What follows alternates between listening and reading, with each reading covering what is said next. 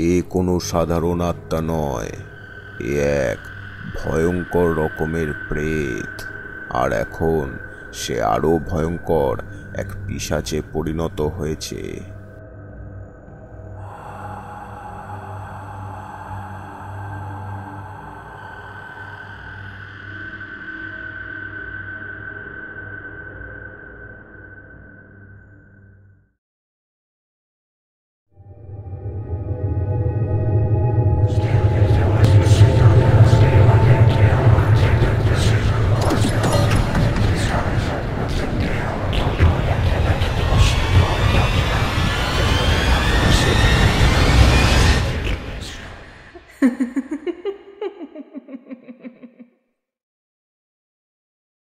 এটা হলো নবকুমার গ্রামের একটা ছোট্ট বাজার। শুধু নবকুমার গ্রামই নয়, আশেপাশের আরও 2-3টে গ্রাম থেকে মানুষজন বেশিরভাগ সময় এই বাজারেই আসে।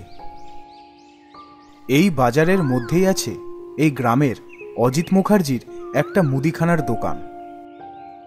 অজিতবাবু এই গ্রামের একজন সম্মানীয় ব্যক্তি।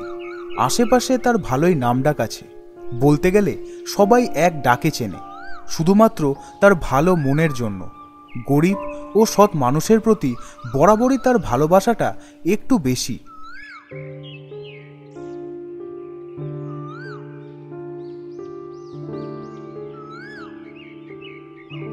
অজিতদা, আমাকে 500 গ্রাম চিনি আর 1 কিলো আটা দিও তো। দিচ্ছি। আচ্ছা, বলছি, সকাল থেকেই বাজারের পূব দিকে বেশ গন্ডগোলের আওয়াজ পাচ্ছি। অনেকক্ষণ ধরে জোরে জোরে চেঁচামেচিও হচ্ছে। কি হয়েছে গো ওখানে? আর বলো না, আরে আমাদের পরিতোষের শাড়ির দোকান থেকে নাকি কাল রাতে বেশ কয়েকটা দামি দামি শাড়ি চুরি হয়ে গেছে। সে কি গো, চুরি হয়ে গেছে? হ্যাঁ, আর শুধুই পরিতোষ নয়, পরশুদিন বিমল আর তার আগের দিন আরও অনেক দোকান থেকে রাতের বেলায় এরকম টুকটাক চুরি হয়েছে। আরে ওই নিয়েই তো ওই পূব দিকের মোড়ে ঝামেলা লেগেছে। কি বলছো? এ তো ভারী চিন্তার বিষয়। এরম হলে তো আমার দোকানটাও খুব একটা নিরাপদ নয়। হ্যাঁ, নয় তো। আমি বলি কি, তুমি বরং বাড়ি যাওয়ার সময় এই দোকানটাতে ভালো করে তালা ঠালাগুলো লাগিয়ে যেও, আর পারলে খুব দামি জিনিসগুলো নিজের সাথে নিয়ে যেও। দোকানে রেখো না। আরে বলা তো যায় না কখন কি হয়। আরে দিনকাল তো খুব একটা ভালো নয়, বুঝেছো? আচ্ছা, আমি বরং আসি গো অজিতদা, পরে কথা হবে।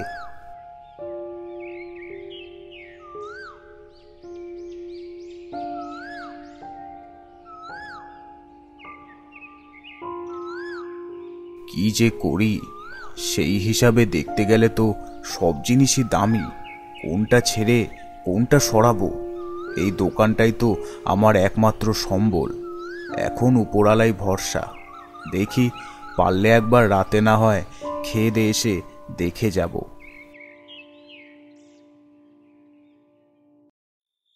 রাত তখন 9টা বাজে। অজিতবাবু রাতের খাওয়া দাওয়া সেরে বাজারে তার দোকানের দিকে যাচ্ছেন একবার ভালোভাবে দেখে নিতে।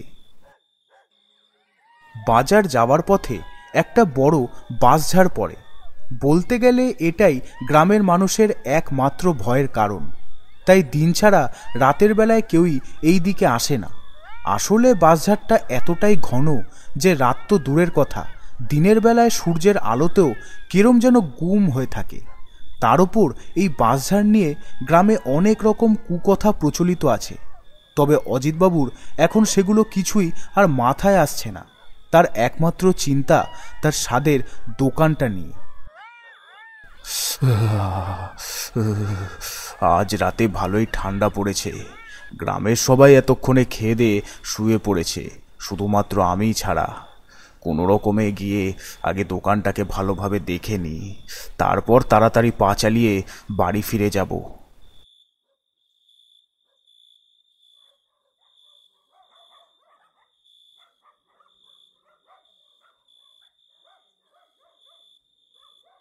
না, দোকানটা ঠিকই আছে, তালা দুটোও লাগানো।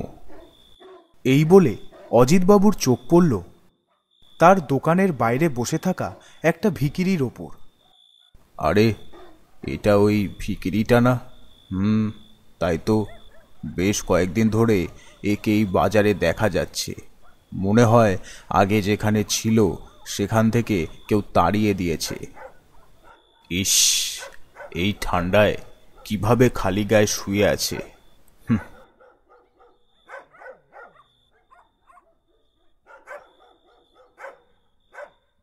অজিতবাবু তার নিজের গায়ের চাদরটা খুলে ভিখিরিটার গায়ে দিয়ে দেন। ভিখিরিটা তখন গভীর ঘুমে আচ্ছন্ন, তাই সে কিছু টের পেল না।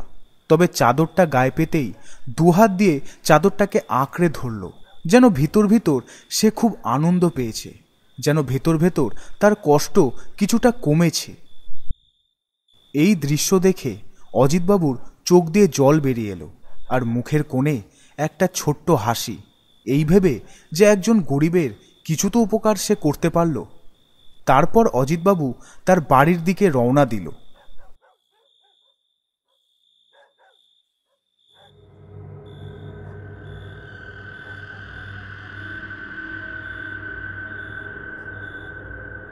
এটা পরিতোষের ছেলে সমন না? তাই তো মনে হলো। ও এখানে এত রাতে কি করছে? হয়তো আমার মতন বাবার দোকানটা দেখতে এসছে। কি আর করবে, যা হচ্ছে।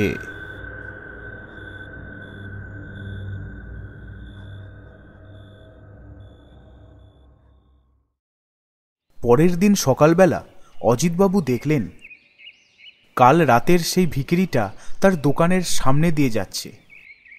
এই যে শুনছো, এই যে এদিকে। আমায় আমায় ডাকছেন? হ্যাঁ হ্যাঁ, এদিকে এসো।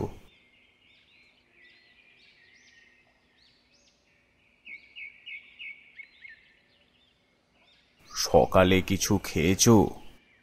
না বাবু, 2-3 জনের কাছে চেয়েছিলাম, তবে তারা কিছু না দিয়েই তাড়িয়ে দিয়েছে। এই নাও, এই পাউরুটিটা খাও। কি যে বলি বাবু, আপনার মন খুব ভালো, ভগবান আপনার মঙ্গল করুক। এই দেখুন না বাবু, কাল মাঝরাতে ঘুম ভেঙে দেখি কে যেন আমার গায়ে এই চাদরটা দিয়ে গেছে। সেও হয়তো আপনার মতোই কোনো ভালো মনের মানুষ হবে। আচ্ছা ঠিক আছে, তুমি বরং এখন কোথাও গিয়ে বসে এই পাউরুটিটা খেয়ে নাও, আর ওই মুখের কলটার থেকে জল খেও। কখনো খিদে পেলে আমায় এসে বলবে, ঠিক আছে? ঠিক আছে বাবু, ঠিক আছে, আসছি।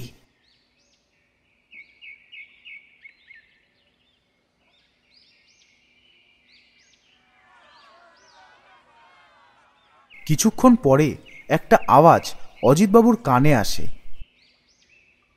আরে, কোথাও কি আবার কোনো গন্ডগোল লাগলো নাকি?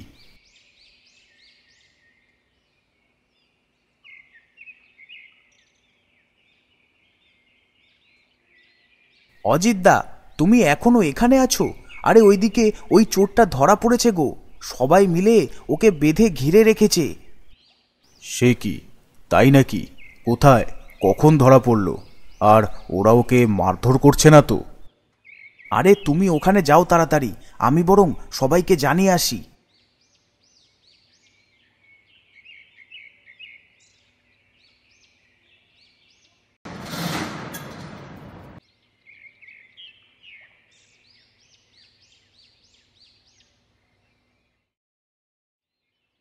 গিয়ে সেখানকার দৃশ্য দেখে তো আমি অবাক।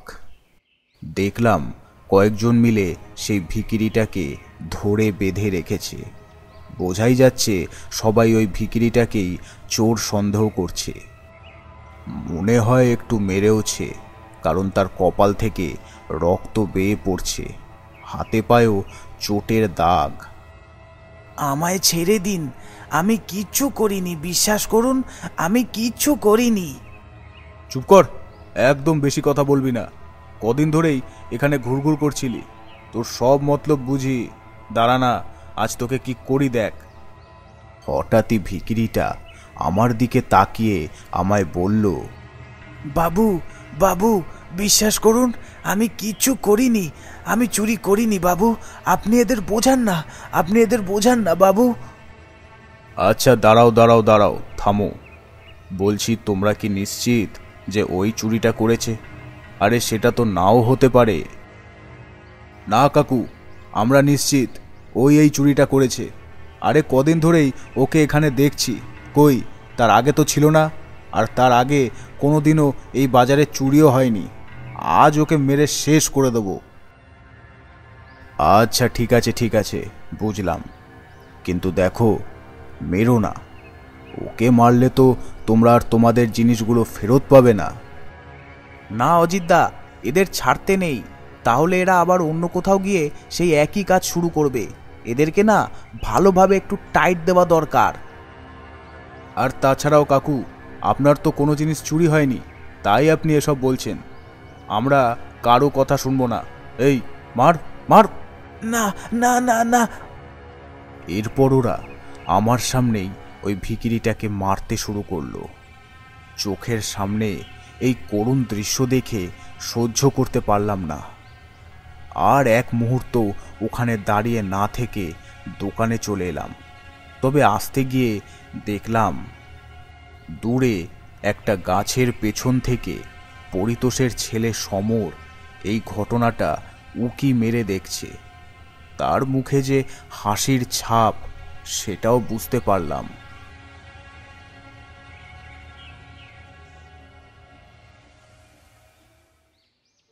দোকানে এসে অনেকক্ষণ চুপচাপ বসে রইলাম। কিছু ভালো লাগছে না।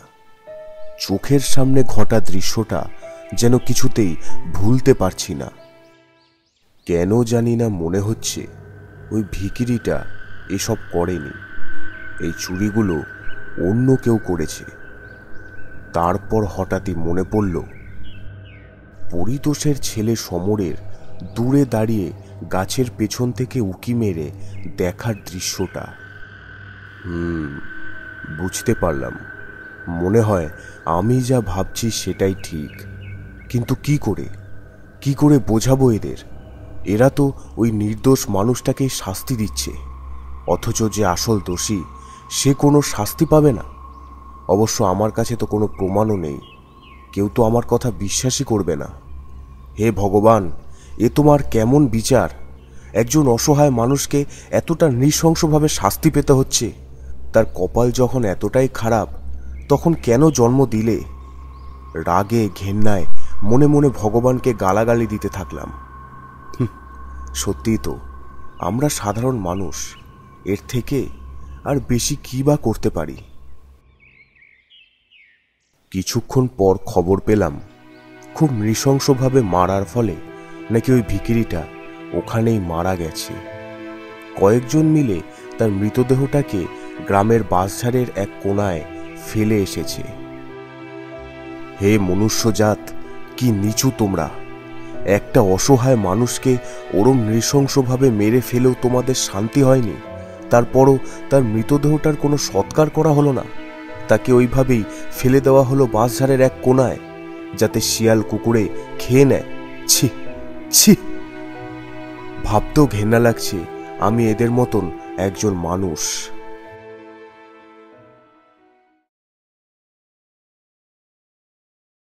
এরপর মাঝখানে বেশ কয়েকটা দিন কেটে গেছে।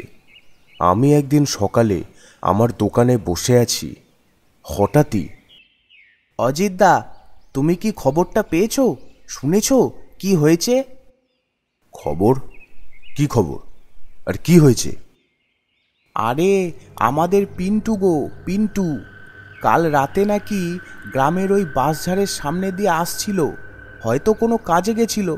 তা ওখানেই কে যেন ওকে খুব নৃশংসভাবে মেরে ফেলেছে।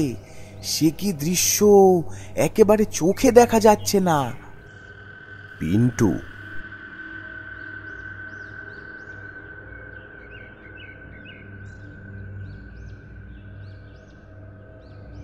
এসব কি বলছো? কে করলো এরকম? সেটা জানি না, তবে ওখানে ভিড় হয়ে গেছে। আমি যাচ্ছি, তুমিও তাড়াতাড়ি এসো।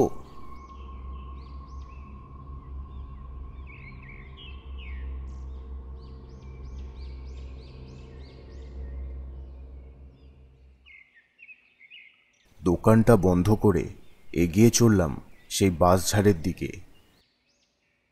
পৌঁছে পৌঁছে সেখানকার দৃশ্য দেখে তো আমি শিউরে উঠি। দেখলাম একটা মৃতদেহ নিচে মাটিতে পড়ে আছে। তার মাথা নেই, শরীরের বিভিন্ন জায়গায় ক্ষত, যেন কেউ মাংস কামড়ে বাদ দিয়ে দিয়েছে। দেখে চেনার কোনো উপায় নেই যে মৃতদেহটি কার। আচ্ছা, এটা যে পিন্টুর মৃতদেহ, এটা তোমরা বুঝলে কি করে? হ্যাঁ অজিতদা, এটা আমাদের পিন্টুই। কারণ কাল শহরে যাবে বলে পিন্টু যখন মালপত্র নিতে আমার কাছে এসেছিল তখনও এই পোশাকই পরেছিল। আর তাছাড়াও এই জুতো, এই গায়ের রং সবই তো পিন্টুর মতন। মনে হয় কাল রাতে শহর থেকে এ পথ দিয়ে ফেরার সময় এই ঘটনাটা ঘটেছে।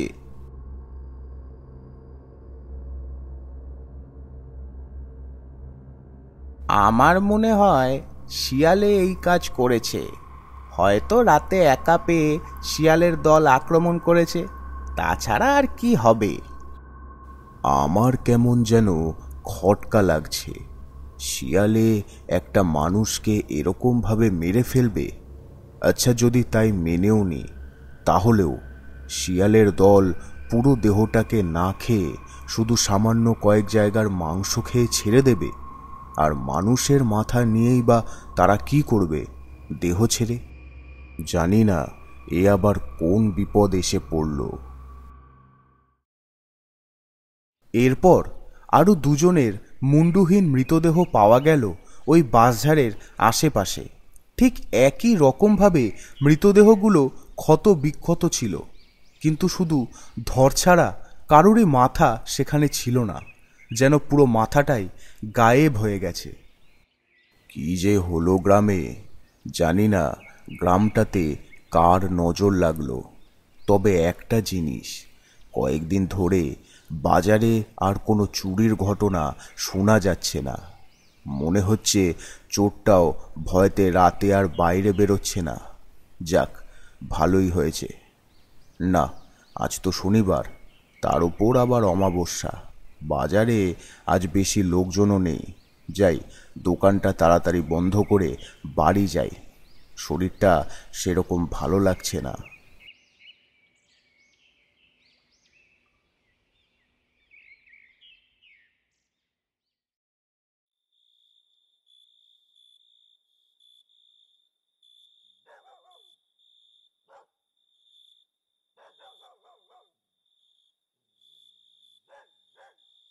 ওই ভিখিরিটার ঘটনাটা ঘটার পর বেশ কয়েকদিন পাশের গায়ে গিয়ে লুকিয়েছিলাম কাজের দোহাই দিয়ে।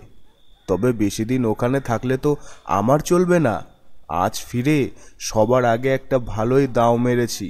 কি করব, বাবা তো আমাকে একটাও টাকা পয়সা দেয় না, তাই এসব করতে হচ্ছে। একদিক দিয়ে ভালোই হয়েছে।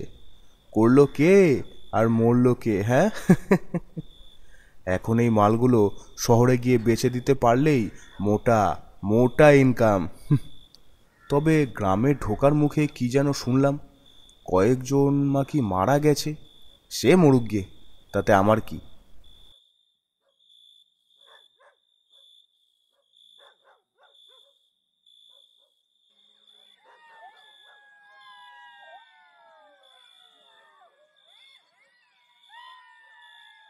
কি অন্ধকার রে বাবা!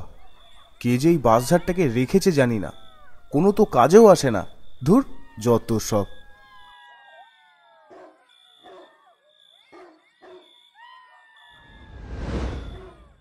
কে কে কে কে? মনে হলো কে যেন পেছনে ছিল। না না, মনের ভুল। যাই, এখন তাড়াতাড়ি পা চালাই।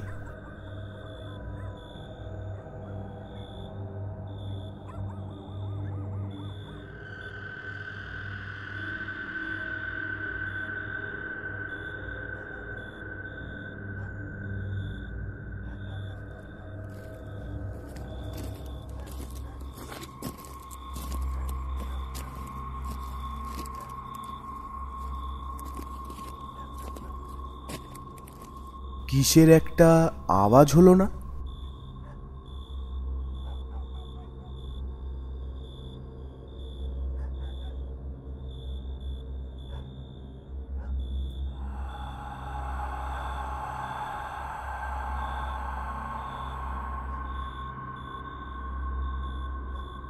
কে কে ওখানে? কি একটা কালো মতন দেখলাম। না, আমার মনে হয় অন্ধকারে ভুল দেখেছি।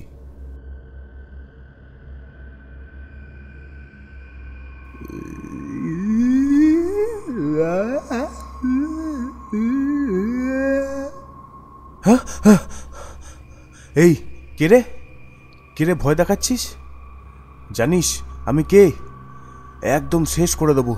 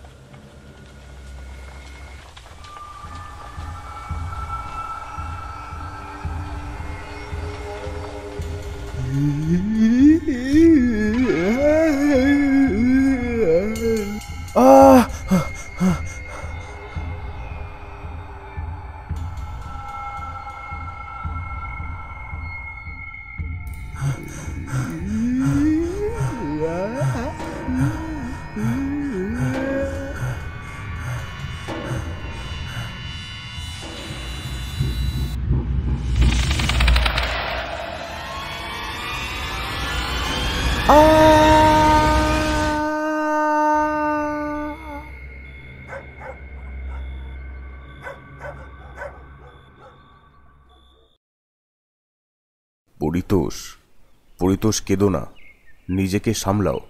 জানি এই সময়টা বড়ই কঠিন, কিন্তু তবু যা হবার তা তো হয়েছেই। এতে তো তোমার কোনো হাত নেই।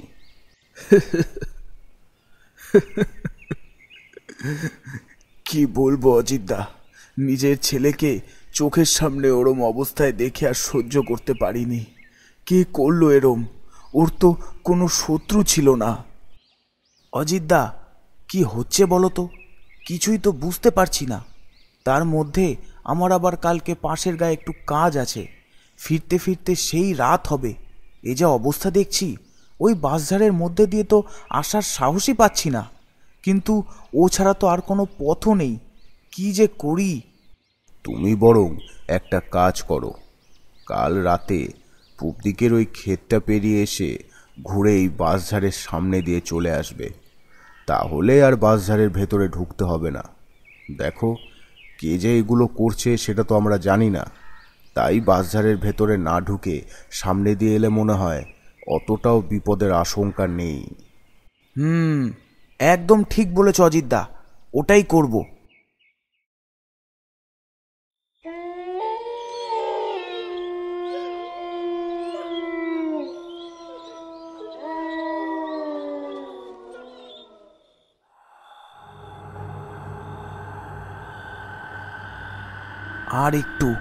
আর একটু এগোলেই এই বাঁশঝাড়টা পেরিয়ে যাব।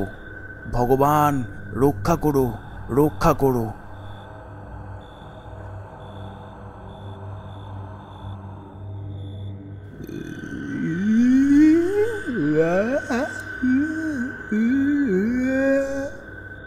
হ্যাঁ হ্যাঁ, এটা কিসের আওয়াজ?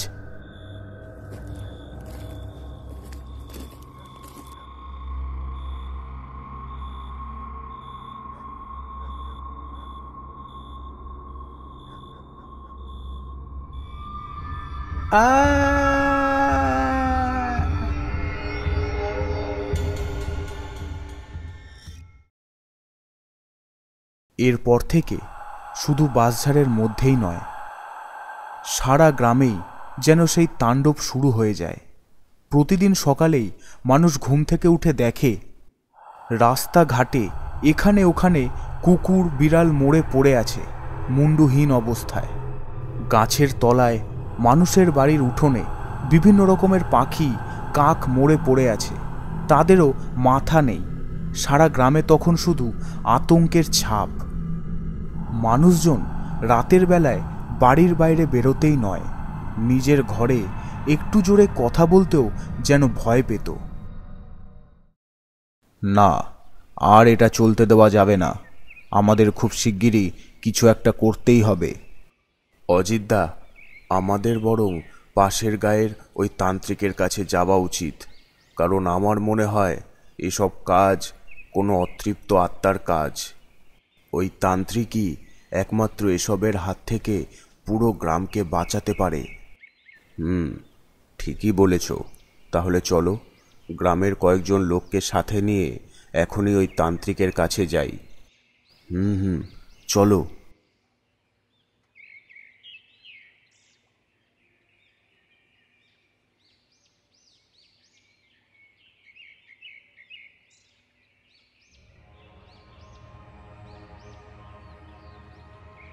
কিরে, তোরা সবাই সকাল সকাল দল বেঁধে আমার কাছে, কি সমস্যা?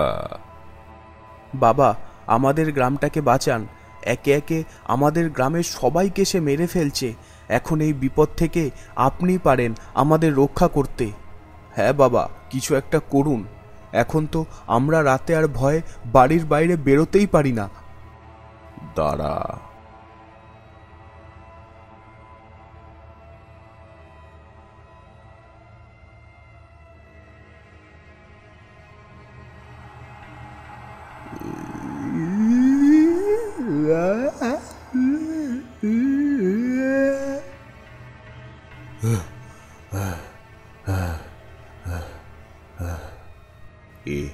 এ আমি কি দেখলাম?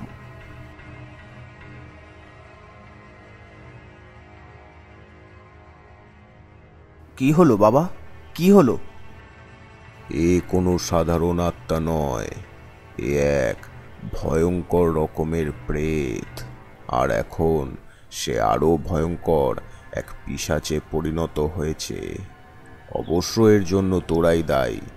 একজন অসহায় নির্দোষ মানুষকে চোর সন্দেহ করে তাকে মেরে ফেললি, আর তারপর তার সৎকার না করে ওই বাঁশঝাড়ে গিয়ে ফেলে দিয়েলি। ছি! যাই হোক, তবে এর সাথে লড়াই করা আমার একার পক্ষে সম্ভব নয়। এর জন্য আমার তোদের মধ্যে কোনো একজনের সাহায্যের দরকার। আমরা আমরা না না, আমরা কি করে?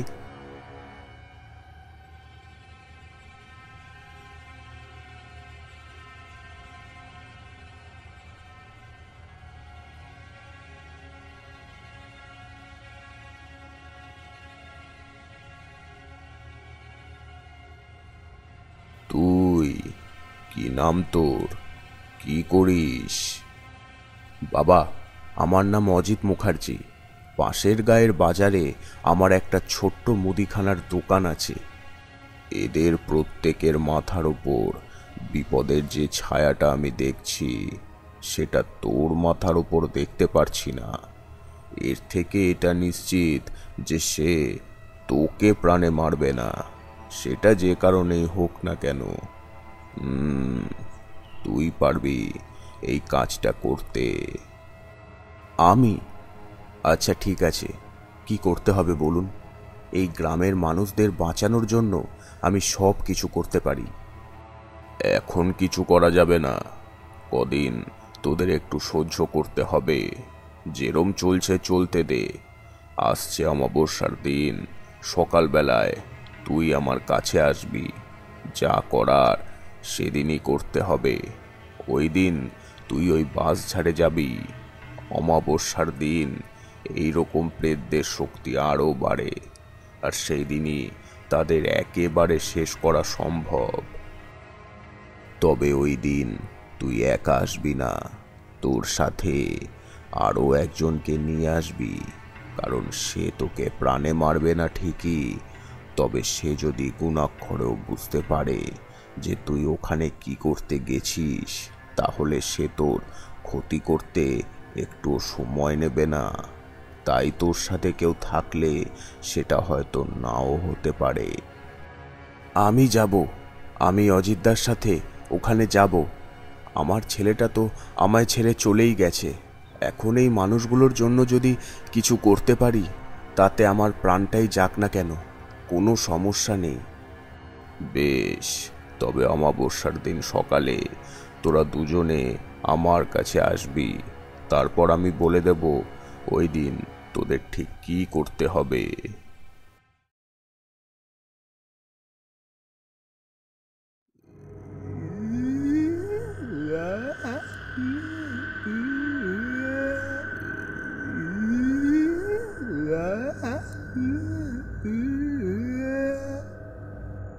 জানি না আজ রাতে আবার কার কপালে মৃত্যু আছে। হে ভগবান, তুমি সবাইকে রক্ষা করো।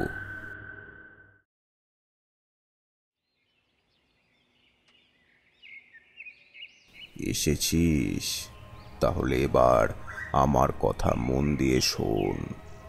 আজ অমাবস্যা, আজ রাতে তোরা ওই বাঁশঝাড়ে যাবি, গিয়ে ওই ভিখিরিটার দেহটাকে খুঁজে বার করবি। কিন্তু ওর মৃতদেহটাকে ওরা তখন কোথায় ফেলেছিল সে তো আমরা জানি না। আর অত বড় বাঁশঝাড়ের মধ্যে ওই কঙ্কালটাকে খুঁজে পাওয়াও তো খুব একটা সহজ কথা নয়। খুঁজে তো পেতেই হবে, আর তাও আজ রাতেই। আজ রাত 11টা থেকে ভোর 4টের মধ্যে যে করেই হোক ওই কঙ্কালটাকে খুঁজে তাতে আগুন লাগিয়ে দিতে হবে, আর তার সাথে একটা মন্ত্র বলতে হবে।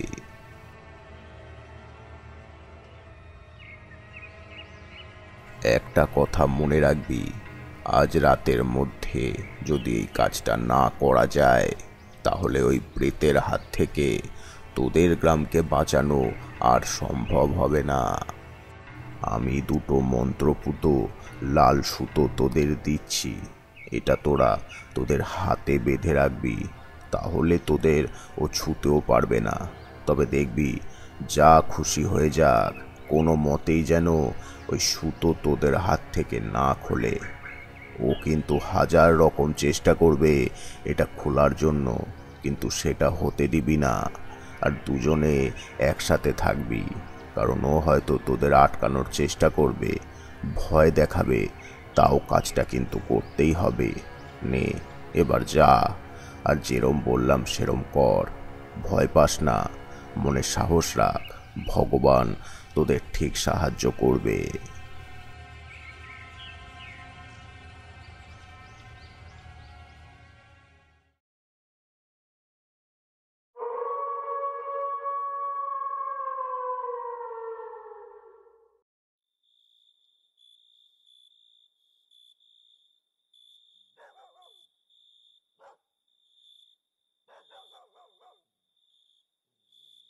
অজিতদা, কই এখনো তো কিছু হলো না? বাঁশঝাড়টা দেখেছো? কেরম যেন পুরো শান্ত লাগছে। কেন, তুমি কি চাও কিছু হোক? না, সেটা না, মানে আমি বলছি যে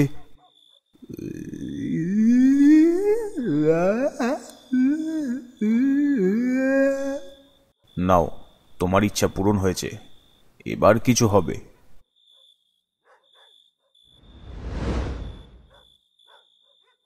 ভয় পেও না, বাবা তো বলেছেন ও আমাদের কোনো ক্ষতি করতে পারবে না। এখন যত তাড়াতাড়ি সম্ভব ওর কঙ্কালটাকে আমাদের খুঁজে বার করতে হবে। চলো।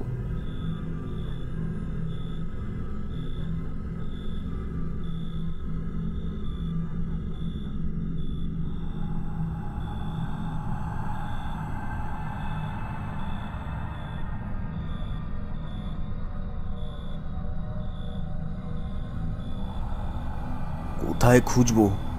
কোথাও তো পাচ্ছি না।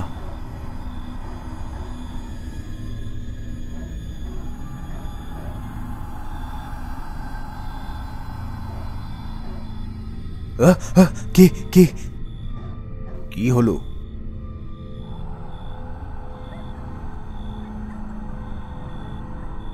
এ কি, সুতোটা তো ছিঁড়ে গেছে। ঠিক আছে, ভয় পেও না, তুমি আমার সাথে সাথেই থাকো। অজিতদা, ওখানে ওটা কি? কোথায়?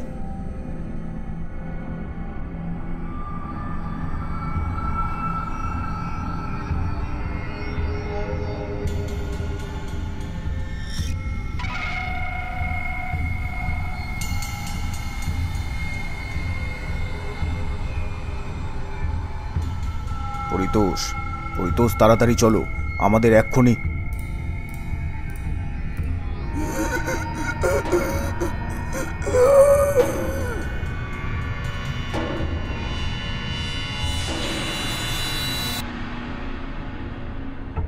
নিজের চোখের সামনে এই দৃশ্য দেখে অজিতবাবুর যেন প্রাণটাই বেরিয়ে যাচ্ছিল। না না, এক্ষুনি এক্ষুনি ওই কঙ্কালটা আমায় খুঁজে বার করতেই হবে।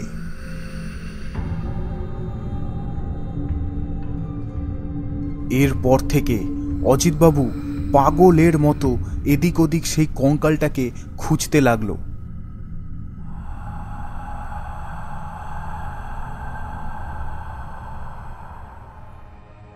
আরে ওখানে ওটা কি পড়ে আছে? ওই তো, ওই তো সেই কঙ্কালটা।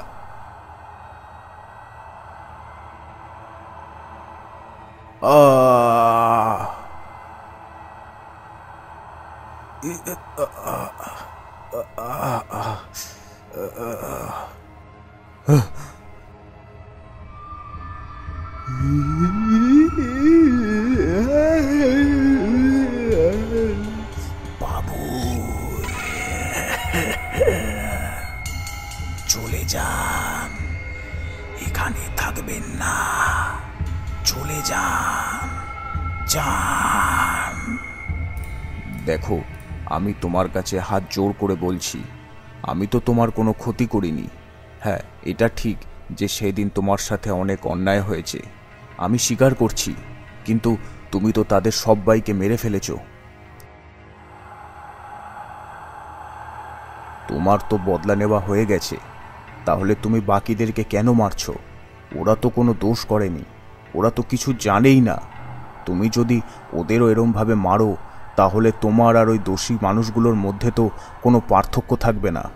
ভেবে দেখো, যে নিরপরাধ মানুষগুলোকে তুমি মারছো, তাদের হয়তো পরিবার আছে, ছোট ছোট বাচ্চা আছে, তারা তো অনাথ হয়ে যাবে। তাই বলছি, তুমি এরম করো না, দয়া করে আর কাউকে মেরো না।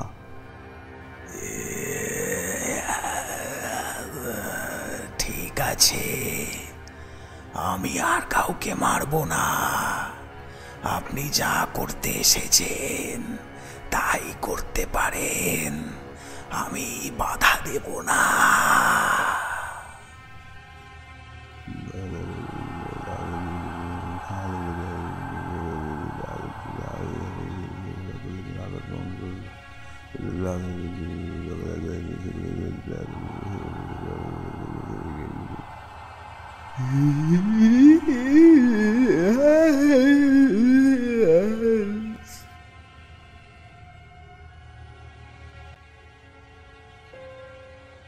আমি পেরেছি, আমি পেরেছি ভগবান, আমি সবাইকে বাঁচাতে পেরেছি।